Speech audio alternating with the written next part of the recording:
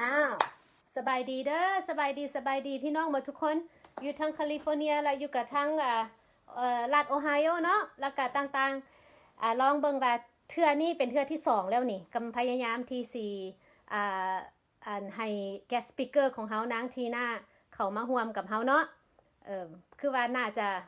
ปัญหาเฮาน่าจะแปลงแล้วโอเคเด้อทีน่าเห็นแล้วบ่ heading we were trying to figure out how to get how to do the live video. I think we have it figured out, right? It's trying to add on right now. So we got the sound. We got there you go. Tina's on. It's waiting for you to accept the invitation. It said, okay. So we should. Are you able to see it? It said it's adding. ใจเย็นๆเด้อพี่น้องเอ้ยถ้าบึดนึงเด้อเทคโนโลยีเป็นจังซี่แหละลังเทื่อก็แบบเป็นประโยชน์แต่ว่าลังเทื่อก็มีปัญหาเนาะ โอเคถ้าให้ยานางที่หน้าเพิ่นแอดเข้ามาอยู่ตอนนี้โอเคยานางที่หน้ามันบอกว่าบ่แอดสิพยายามแอดใหม่เด้อสิแอดเข้าใหม่แล้วเดี๋ยวนี้นะเมื่อกี้นี้มันส่งไปแล้วแต่ว่ายังบ่เห็นมัน connect เทื่อน่ะ It said it's adding. Whoever's tuning in, please say hello. Please say hello. Hi. Yay! ได้แล้ว I know. Finally, we're able to do it, right? I know. Okay. Well, welcome. So, first of all, let me just do a very quick explanation of this video. So I know that a lot of people in our community, with all of the things that's happening right now related to SB 895 and everything else, and it's become a theme where people keep saying, how come we don't have people in a loud community running for office, no? So, you know, เพราะว่าอันเทื่อนี้นี่ย่าน้องที่หน้าเองก็เว้าภาษาลาวได้อยู่แต่ว่าก็ยังเว้าบ่แข็งปานใดเพราะฉะนั้นการสัมภาษณ์นี่ก็ต้องเฮ็ดเป็นทั้งภาษาลาวแล้วก็เป็นภาษาอังกฤษปนกันเนาะเอาแต่เพื่อความเข้าใจซะเพราะว่าพี่น้องเฮาอยู่อเมริกาก็เข้าใจทั้งภาษาอังกฤษภาษาลาวแต่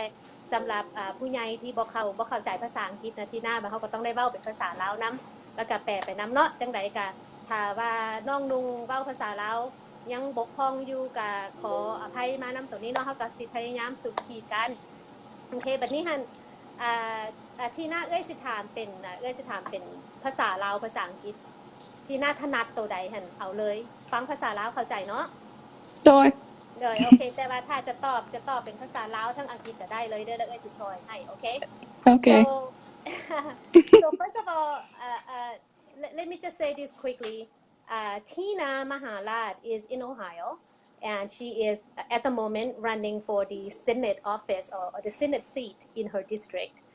And I'm going to ask her a few questions just so that people in our community can get to know you a little bit. ย่าน้องที่หน้านี่เดี๋ยวนี้หันเพิ่นอาศัยอยู่รัฐโอไฮโอเนาะแล้วคนลาวเฮาสิมักเว้าว่าเป็นหยังคนลาวคือบ่มักเข้ามาเล่นการเมืองบ่มีไผเข้ามาลงชื่อเป็นผู้แทนบ่อย่างประมาณนี้นะอันนี้เฮาก็มีแล้วอันนี้เฮามีน้องรุ่นน้องที่ชื่อยานางยาน้องก็ได้เนาะที่หน้ามหาราชที่อยู่รัฐโอไฮโอ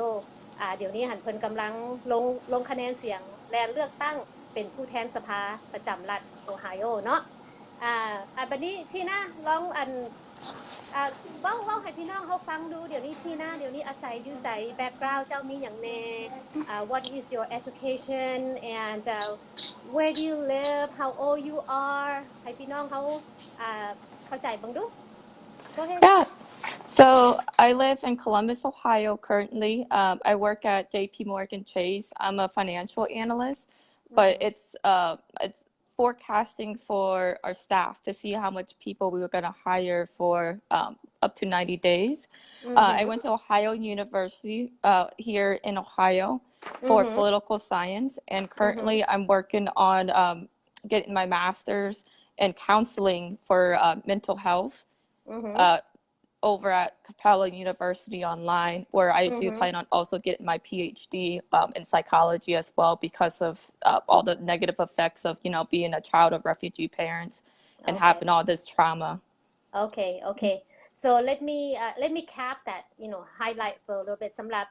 พ่อแม่พี่น้องที่บ่เข้าใจภาษาอังกฤษปานใดเนาะมารีก็สิลองเว้าสั้นๆให้ทีน่าอายุเท่าใดแล้วเดี๋ยวนี้น่ะ Oh, I'm 27 now. ทีน่าอายุตอนนี้27ปี27ปีเพิ่นอาศัยอยู่โคลัมบัสโอไฮโอเพิ่นบอกว่าเดี๋ยวนี้หันอาชีพเพิ่นหันเฮ็ดเวียกอยู่แบงก์เนาะเฮ็ดเวียกอยู่แบงก์แล้วก็ปัจจุบันนี้เพิ่นได้ก็เรียนจบปริญญาตรีแล้วเนาะแล้วบัดนี้ปริญญาตรีเพิ่นสิในฝ่ายแบบศึกษาด้านการเมืองสมศาสตร์จังซี่แล้วก็บัดนี้ความตั้งใจของเพิ่นนั่นคือกลับไปเรียนเดี๋ยวนี้กำลังเรียนเอาปริญญาโทแล้วก็ตั้งใจที่สิเรียนเอาปริญญาเอกให้ได้เนาะแล้วบัดนี้หันก็คนแค่อายุ25ปีนะทีน่า this is so impressive for a 27-year-old to actually run for Senate seat เนาะบัดนี้ลองว่าถามเราให้พี่น้องเขาฟังอยู่เฮ็ดจังไดคือมาแลนมาตัดสินใจมาแลนลงคะแนนเสียงแลนเอาเป็นผู้แทนสภาประจำโอไฮโอ What led you to run for office what's your inspiration Well, my inspiration was my parents. Just watch them grow up my whole life and just watch them get this taken advantage of because they don't speak English. So what really hit me was when one of our Filipino friends got shot. No one knew who, and no one gave us any leads on how to find out who murdered him. But if it was Kon Kao or Kon Dam, like they would find so quick who the murderer was. But our Filipino friend, we couldn't get an answer. So, I went to the state capitol. I expressed my concerns. I told them I was frustrated because the color of our skin, our case isn't being prioritized compared to the American people. So my family is one of the royal families over in Laos, so we were never allowed to talk about politics growing up. And I decided to tell my dad. So my dad just he was supportive, but he said just be careful because they're not going to welcome you. And then I just decided to run in for office anyways. โอเคเนาะอันเบื้องหลังของนางทีน่าที่เพิ่นเว้าเมื่อกี้นี้เนาะเพิ่นตอบมาเมื่อกี้นี้เพิ่นบอกว่าแรงบันดาลใจที่เป็นหยังเฮ็ดให้เพิ่นเข้าตัดสินใจลงมาแลนเป็นมาลงคะแนนแบบว่าลงแลนเป็นผู้แทนสภานี่ก็คือ1เพิ่นว่ายอมรับประสบการณ์ส่วนตัวอยู่ของคนลาวซึ่งเกิดเป็นลูกหลานของคนอพยพจังซี่ว่าซะเนาะแล้วมันก็มีอุปสรรคหลายสิ่งหลายอย่างแล้วบัดนี้แรงบันดาลใจสำคัญแม่นว่ามีหมู่เพิ่นผู้นึงผู้สิเป็นคนฟิลิปปินส์และถือฆาตกรรมเนาะถือฆาตกรรมเสียชีวิตแล้วแต่ว่าบ่มีไผทางฝ่ายตำรวจบ่มีเพิ่นบ่อาจจะบ่แลนเรื่องคดีหรือว่าสืบสวนสอบสวนบ่ละเอียดจังไดก็แล้วแต่ว่าบ่มีคำตอบว่าคือการฆาตกรรมเสียชีวิตหาตัวจับคนบ่ได้ว่าซั่นเนาะก็เลยว่าเป็นแรงบันดาลใจการเรือใจก็เลยเพิ่นก็พาไปสภาแล้วก็ไปเราเป็นเรื่องไปห้องขอว่าเป็นหยังคือยังจับไผบ่ได้อยู่ประมาณนี้เนาะแล้วเพิ่นก็เลยเหลือใจแน่และอีกอย่างนึงเพิ่นบอกว่าตอนอยู่เมืองลาวหั่นครอบครัวเพิ่นก็คันสิว่าแล้วก็มีเสื้อสายเจ้าคันว่าจังซี่เนาะก็แล้วบัดนี้หั่นแต่น้อยจนใหญ่หั่นก็แบบว่าเพิ่นบ่ให้เว้าเรื่องการเมืองจังซี่นะแล้วพอเพิ่นก็บอกว่าให้ระวังถ้าว่าสิเล่นการเมืองก็ต้องระวังแต่สำหรับทีน่าเองนี่ก็คันสิว่าแล้วก็ถึงสิบอกบ่ให้เล่นการเมืองก็ลงมาเพื่อแลนเอาคะแนนเสียงฉะนั้นแม่นเนาะทีน่าเนาะโอเคแล้วถามต่อไปว่าบัดนี้ what are some of your struggles that you are experiencing in terms of running for the Senate office being so young and be it the larger community or the Lao community ที่ถามน้องไปเมื่อกี้นี้คือว่าอุปสรรคที่เราเห็นเดี๋ยวนี้ในการที่ว่าเพิ่นไปแล่นเป็นลงคะแนนเสียงเป็นผู้แทนสภานี่อุปสรรคมันมีหยังแน่สิไปแล่นแข่งกับคนอเมริกาบ่คนอื่นจังซี่นะแล้วก็อุปสรรคอยู่ในสังคมชุมชนลาวหั่นก็มีอยู่บ่เป็นจังไดIt's the racism. So the Kon Kao, they keep trying to bring me down. They said that, I'm not the right person. I'm not the face of America because, I'm not white. Okay. How about people in our community? Is there any obstacles? Nope. They've always been supportive of me. They've been supportive of me since I was very young. I started leading at the age of 16. Once upon a time ago, when I did speak good Lao, I used to interpret and translate all the way up until I moved away for college. So the Lao community, the African American community, they've been supportive this whole time, just telling me that we need you, we need real people. We don't need them to represent us anymore because they don't look out for our best interests. Like, for example, in California, the Vietnamese senator was looking out for her community, but not for the whole Southeast Asian community. So that's the way that they see it here in Ohio. All of us Asians work together. All of us people of color work together because, the white people don't want us. They don't want to help us. They don't want to look at the bigger picture. โอเคเนาะที่น่าบอกว่าเนาะอันนี้สำหรับผู้ที่บ่เข้าใจว่าภาษาอังกฤษเด้อที่เราเว้ากันเพิ่นบอกว่าอุปสรรคมันที่จริงหั่นก็มีส่วนหลายก็มีแต่สำหรับคนอเมริกาขาวคนอเมริกาขาวเขาเจ้าก็แบบว่าเขาเจ้าก็กัดกั้นว่าเนาะคัดค้านหลายเนาะเขาเจ้าบ่อยากเห็นเฮาเป็นคนเป็นคนเอเชียเป็นคนลาวเขาเจ้าคิดว่าเฮานี่ทรงสิบ่แม่นผู้ที่เขาต้องการเนาะเขาเจ้าคิดว่าถ้าย้อนว่าเป็นคนเอเชียนี่เขาเจ้าบ่สนใจแล้วก็บ่อยากซุกยู่ปานใดแต่ว่าในสังคมคนลาวเฮาและสังคมคนเอเชียชาติอื่นๆนี่เขาจะก็สนับสนุนให้ความซุกยู่แล้วหลายเติบเนาะแล้วนึงเพราะว่าย้อนว่าก็ยกตัวอย่างคือผู้แทนสภาเจเน็ตเวนที่ออกกฎหมาย SB 895ออกมาหั่นเพิ่นเฮ็ดหยังขึ้นมาเพิ่นก็เฮ็ดเพื่อสังชุมชนของเขาเจ้าเองถ้าว่าชุมชนคนลาวหรือว่าผู้ที่ว่ามีผู้ที่มีเสียงน้อยเข้าไปแล่นเป็นสภาจังซี่นั่นเข้าไปในสภาแล้วไปแล่นหาหางเสียงจังซี่ก็เข้าใจนะเข้าใจว่าอันนั้นคนอเมริกาขาวเขาต้องขัดขวางมาหลายเนาะแต่ก็ดีใจที่หน้าที่ชุมชนคนลาวเฮาอยู่พุ่นก็ให้ความสนใจแล้วก็ให้ความสุขยุแล้วก็สนับสนุนให้ลงคะแนนเสียงเนาะคิดว่าเดี๋ยวนี้สิชนะอยู่บ่สิได้บ่อยู่นี่ฮอดใจแล้ว I don't know บ่ฮู้บ่โอเค no แต่ว่าก็what is your experience? I mean, how is it just in general running for office? Is it hard? Is it difficult? แบบว่าเพราะว่าคนลาวเฮาบ่มักเข้ามายุ่งเกี่ยวเรื่องการเมืองจังซี่นะล่ะถ้าจะให้ไปลงเป็นผู้แทนสภาจังซี่คนลาวก็บ่ค่อยคักเนาะขี้ย้าน I know Yeah, it is very hard, but I made sure I got experience first, so that way they could never say I never got experience. So my first job was with the U.S. Senate. I worked for Senator Rob Portman, who is a Republican, and I gained experience talking to constituents about different issues around America. And then I went to a more local level after that at the Ohio House of Representatives. And at the local level, I was in the IT department. So we had no party affiliation. I worked with both sides of the aisle to assist with the technical issues. And then I went on to APIA Vote, tried to help the Asian community here in Ohio get registered to vote and get out to vote. And then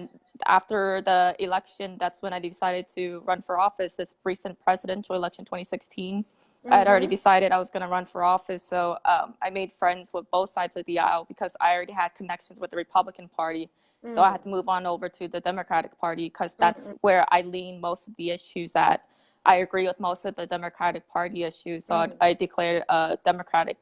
And then that's when I got to know people in the government sectors. And after I decided to run for office, that's when it all turned against me. And everyone from the party said, I'm not a politician. They said, you are not a politician. You are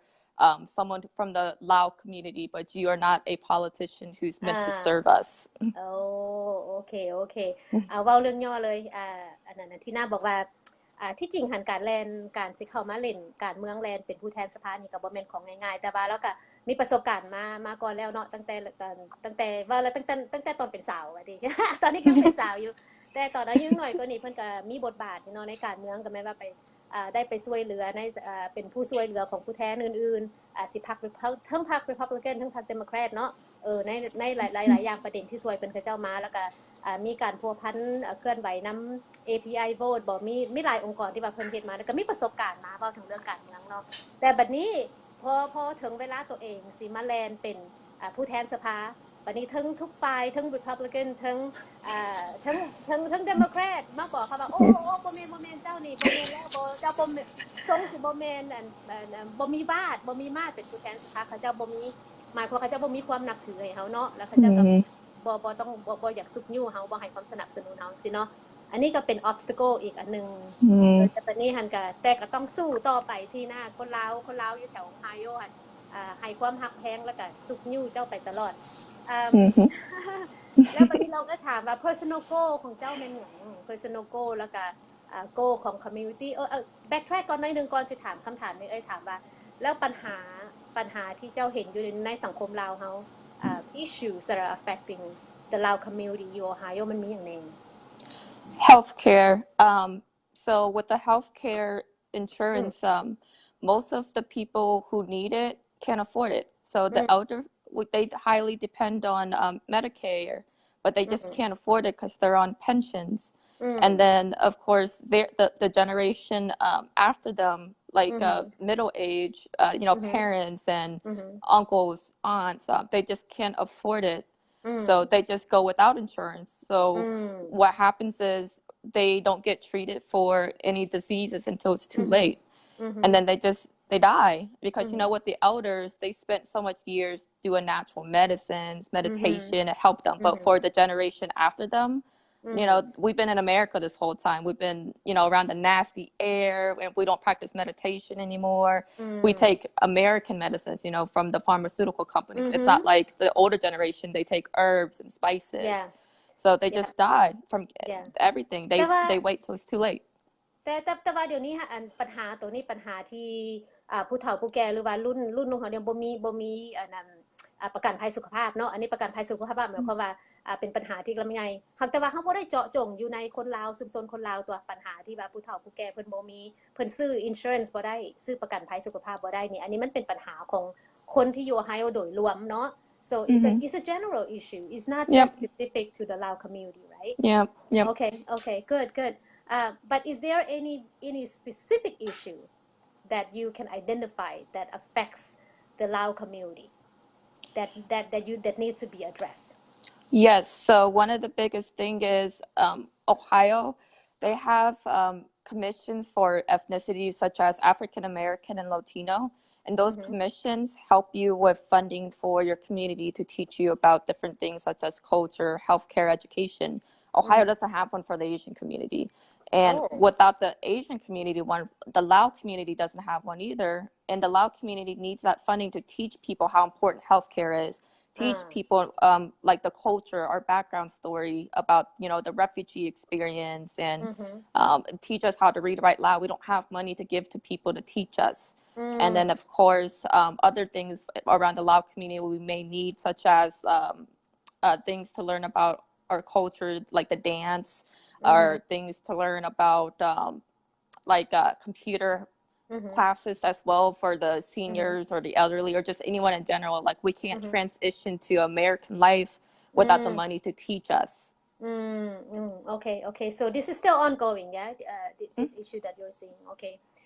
ปัญหาที่หน้าเพิ่นว่าเจาะจงสำหรับชุมชนคนลาวโดยเฉพาะที่อยู่โอไฮโอคลัมบัสโอไฮโอแม้ว่าอยู่ในคนสัญชาติอื่นคนชนชาติอื่นเขาเจ้าสิมีคณะกรรมการเหล่านี้นี่สิเป็นบุคคลหรือว่านิติบุคคลที่แปลว่าที่ความรับผิดชอบของเขาเจ้าคือว่าเขาเจ้าหาเงินหาคำมาแล้วเขาเจ้าก็มาสร้างโครงการต่างๆเนาะเพื่อที่สิว่าสิให้คนชุมชนของเขาเจ้าได้เรียนเรื่องเกี่ยวกับวัฒนธรรมเกี่ยวกับการดูแลตัวเองการเป็นอยู่ชีวิตที่ดีอีหยังก็แล้วแต่เนาะหากแต่ว่าบ่ของคนลาวบ่มีคนเอเชียบ่มีคนลาวแห้งบ่มีซั่นก็หมายความว่าปัญหาตัวนี้ที่คนลาวบ่สามารถซอกเอาหาเงินหรือว่าเงินทุนมาเพื่อสร้างโครงการที่ช่วยเหลือให้คนลาวเฮาได้เรียนรู้โดยเฉพาะคนลาวที่ไปอยู่ใหม่เนาะได้เรียนรู้ว่าการปรับตัวเข้าชีวิตอยู่อเมริกาหั่นต้องเฮ็ดแบบใดแน่แล้วก็บ่มีเงินไปสร้างโครงการเกี่ยวกับสอนลูกสอนหลานเกี่ยวกับวัฒนธรรมประเพณีของคนลาวแม้จังได๋อันนี้ก็เป็นสิ่งที่ต้องการที่คนลาวอยู่หั่นสิต้องการแล้วมันบ่มีแม่นบ่Okay well that's good to know so บัดนี้ what is your personal goal แล้วก็ professional goals ไปฮอดไสแบบโครงการชีวิตเนาะโดยส่วนตัวของเจ้านี่ความฝันของเจ้าโครงการอยู่ไสแน่แล้วก็ในอาชีพเจ้าเด้เจ้าอยากไปทางใดอยากเล่นการเมืองเลยบ่หรือว่าจะเอาแนวใดWell, ideally, I really want to become a doctor to help our community solve our mental health issues. Because, in Laos, it's not a topic that we're familiar with because they don't believe in mental health because they never had to. And that's why I want to not only advocate for it, but I want to become a doctor to be able to treat it because it's embarrassing, you know, especially with us Lao community. We're strong-minded people. Like we don't want to back down, but it's not that we're backing down. We have to be strong enough to admit that we have a problem and fix it. น้องบอกว่าแบบว่าความฝันของตัวเองหรือว่าส่วนโตแล้วหันสิ่งที่เพิ่นต้องการเฮ็ดคือว่าเพิ่นอยากเรียนให้จบโดยขั้นปริญญาเอกให้เป็นศาสตราจารย์ไปเลยเนาะแล้วเพิ่นอยากเน้นไปทางเรียนศึกษาฝ่ายเรื่องสุขภาพจิตหรือว่าจิตวิทยาจังซี่เพื่อว่าเพิ่นสิได้ปิ่นปัวเนาะสามารถปิ่นปัวคนที่มีสุขภาพจิตที่บ่ดีหรือว่ามีเอิ้นว่า mental health จังซี่ mental health issue เรื่องเกี่ยวกับการจิตวิทยาซะหน่อยเนาะเพราะว่าคนลาวเฮาก็มีหลายที่มีปัญหาทางจิตแต่ว่าบ่ซอกการปิ่นปัวโดยเฉพาะรุ่นผู้เฒ่าผู้แก่ผู้ใหญ่เฮาที่แบบว่าอาจจะไปเจอสิ่งบ่ดีมาเนาะแล้วก็อาจจะเป็นประสบการณ์ของคนอพยพที่จริงหันก็มีปัญหาเรื่องทาง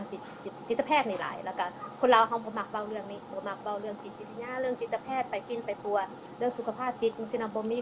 เขาเจ้าบ่ใครดูแลรักษาปานใดจังซี่เนาะเป็นเรื่องที่ประเด็นที่คนลาวเฮายังบ่มักเว้าถึงแล้วก็บ่เชื่อมั่นในการไปปิ่นปัวในทางนี้แต่ว่าน้องอยากไปเรียนเอาด็อกเตอร์ดีกรีเอาปริญญาเอกมาเพื่อว่าสิได้มีจะได้เป็นหมอปิ่นปัวไปเลยเนาะ สุดยอดเลยอันนี้เฮาก็สำคัญหลายในตัวนี้โอเคแล้วบัดนี้มื้อใดก็เพิ่นสิโหวตหั่นน่ะเพิ่นสิมี midterm อยู่โอไฮโอแม่นมื้อใด It's the general election. ต่างสมัยนะฮะ General election is November 6th. มันบ่แม่น midterm election ว่าซั่น Oh, I already won my midterm election. โอ้ชนะแล้วแบบอันนั้นแบบเลือกสภากลางตอนเลือกตั้งกลางสมัยหันเจ้าชนะมาแล้วเนาะ Yep. So now it's for the general election to go for the next year's General Assembly. โอเคเลือกตั้งต่อสิมานี่เป็นว่าเลือกตั้งโดยทั่วไปแล้วอันนี้ก็ต้องให้ได้เด้อทีหน้าเราเอาเป็นแห้งใจช่วยเป็นแห้งใจช่วยแล้วก็จังได๋ก็ส่งความฮักความแพงไปให้เจ้าจังได๋ก็ขอให้เจ้าชนะจังว่าอุปสรรคมันจะหลายแต่ว่า I hope that you hang in there and I hope that ชุมชนคนลาวเฮาอยู่โอไฮโอหั่นน่ะจังได๋ก็ให้ความช่วยเหลือให้ความฮักแพงแล้วไปสนับสนุนเนาะอันนี้ก็ดีเนี่ยก็อยากให้มีคนไหนคนนึงที่อาจจะเป็นหรือว่าที่หน้าอาจจะเป็นคนทำอิฐบ่ในชุมชนคนลาวเฮาที่ออกมาแลนหาเสียงเป็นผู้แทนสภาประจำรัฐนี่เนาะอาจจะเป็นคนทำอิฐเลยได้ที่หน้าอายุแค่27ปีแต่ก็มีความเก่งความกล้าปานนี้สุดยอดมากหลายแบบนี้เราคิดว่าพี่น้องเฮาเนาะอยู่สิอยู่รัฐใดก็ทรงสิภูมิใจนำทรงสิมักนำเนาะ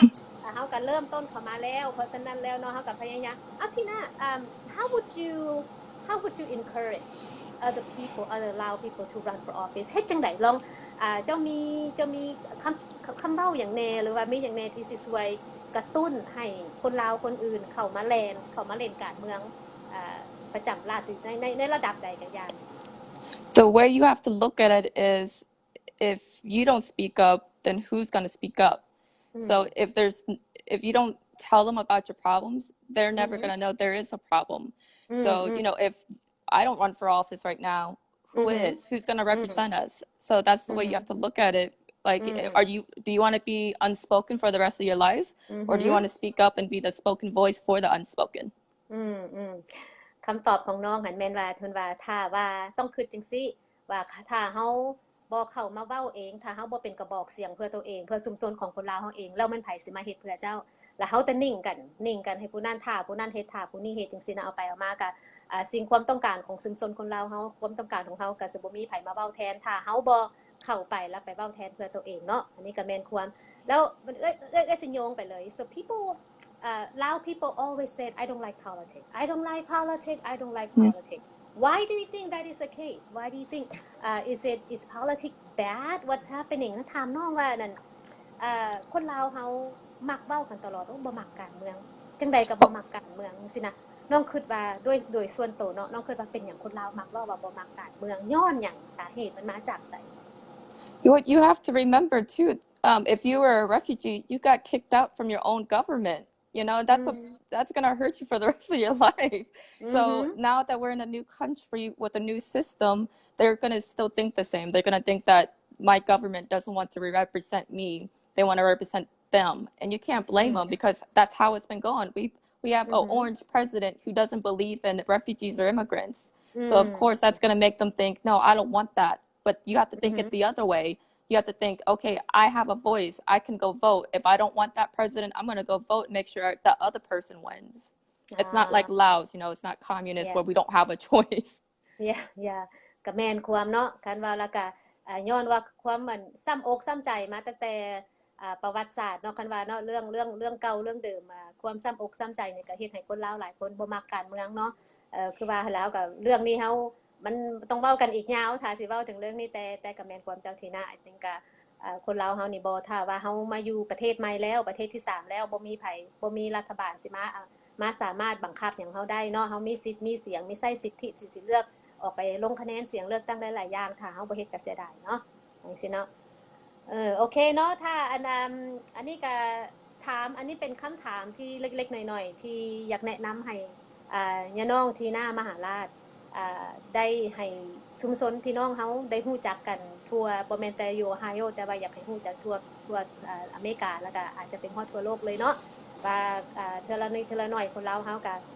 เข้ามาพัวพันในเรื่องการเมืองแล้วเอ้ยก็ดีใจนำแล้วเอ้ยก็สุขยุให้ซัพพอร์ตเจ้า 100% เลยเด้อโอเค Thank you. Okay. Thank you, honey. I think we're gonna go ahead and finish this video. Okay? Okay, thank you. Okay. Bye. Bye.